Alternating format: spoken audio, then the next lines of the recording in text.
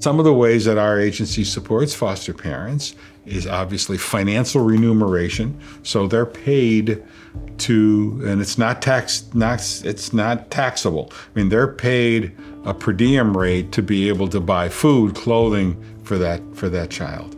And we often, always do a really good assessment of that child's needs and an assessment of the kinship foster home to know what that child's interests are, what their medical and emotional needs are, and then match those with the kinship family and help them understand what it's like for this 2, 3, 5, 14-year-old child and what they've been through and what their history has been through. So we provide that history to all kinship and foster parents that are in our agency.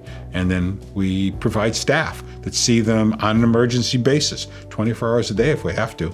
But basically we're there every 2 weeks in home, visiting the child and foster mother and father and community, and really trying to help and support them through the permanency process. I think an important part of what we do to support the families is providing for their emotional care. And that is the care of the family members, but also of the child. The most important piece of that for us is a really deep and rich understanding of the impact on abuse and neglect on a child and on their development. We're well aware that every child who comes out of the child welfare system has experienced traumatic stress. Just being removed from one's biological family is in and of itself is a trauma issue. So we really train carefully our caseworkers, our supervisors.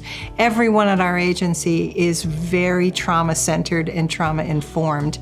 And I don't think we ever have a staff meeting in which we're talking about a child or a family, in which we're not talking about the impact of trauma on the child, but also on the caregivers. These kids don't know whether they're going to go back home, whether they're going to be adopted, whether they're going to have a place to stay with this family, because of the issues within the court system themselves. It's really a family court process that child is going through, and that's not easy for anybody.